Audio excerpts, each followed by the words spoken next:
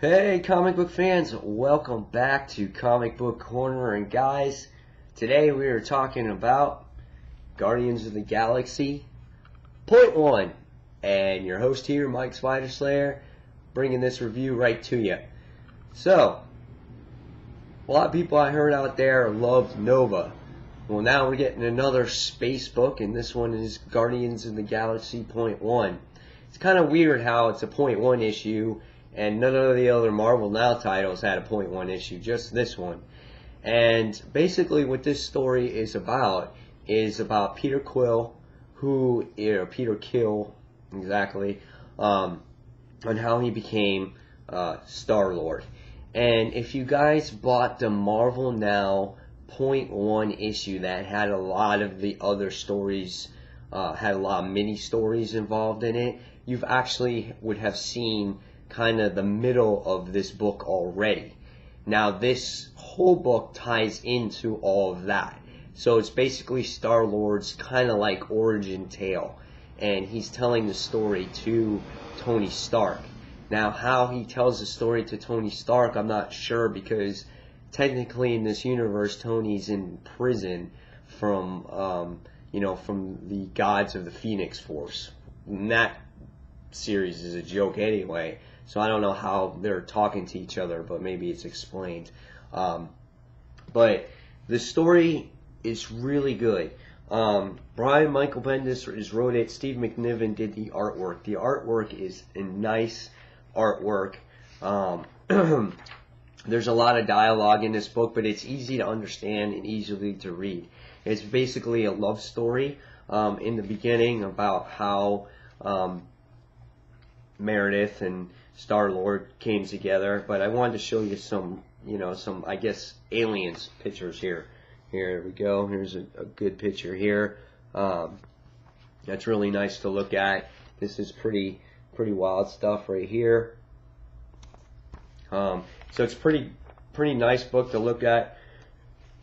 Great art. Here's one more page I'll show you. This is a cool page here. With the Guardians of the Galaxy and Iron Man, Tony Stark. But yeah, it was a fun read. I'm definitely intrigued to get the next issue. This issue, like I said, it's an origin tale. Spaceship crashes to Earth, and our main character, her name is Meredith, and all of a sudden she recovers an alien, and she's not sure if she's from the Air Force or from outer space or anything like that, but she's trying to get information from him, and the relationship between the two are pretty nice. He has to stay at her farm, Meredith's farm, and fix the ship before he can go back to his planet. He tells her that he's from another planet, and that he is from Spartix, and it was pretty funny because he called her Earther. And obviously, her name is Meredith, and it's funny. He's like, I'm from Spartix, and she can't believe it. He's like, why do you find that so amusing? And we find that as time goes on, he's fixing his ship, but they develop a relationship with each other.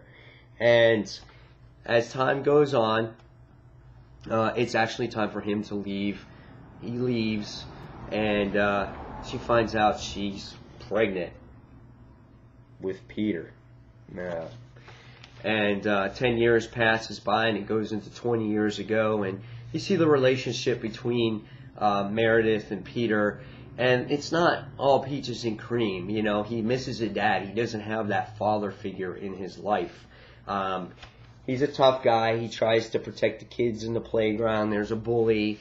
Good things like that. So one day he comes home from school, and all of a sudden the aliens attack, and they find out that the aliens say that the one called Meredith Kill must die, because the Spartix bloodline must not go on. So there's this long battle, or not really a battle, but a chase between the aliens and Peter, and they're trying to destroy him.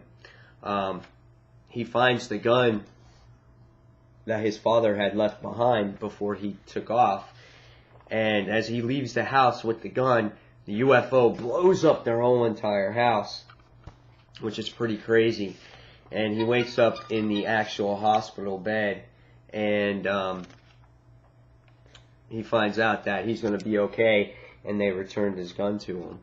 And in the end, like I said, he's telling the story to Tony Stark, and he said, no matter what, he's like, I was going to do anything to stop these aliens from coming back to Earth and causing all these problems again. So he got things from NASA, he went into space, he stopped in the Badoon army, and again, he's talking to Tony Stark. How they met up with Tony, I'm not sure, but it was a great story. It was a nice read. It was great to see the relationship on how Star-Lord was, originated, how he was when he was a kid, how his mom and his dad met. Overall, it was a great story. Was it earth-shattering? Have I read part of it already before? Yeah. I'm definitely getting the next issue.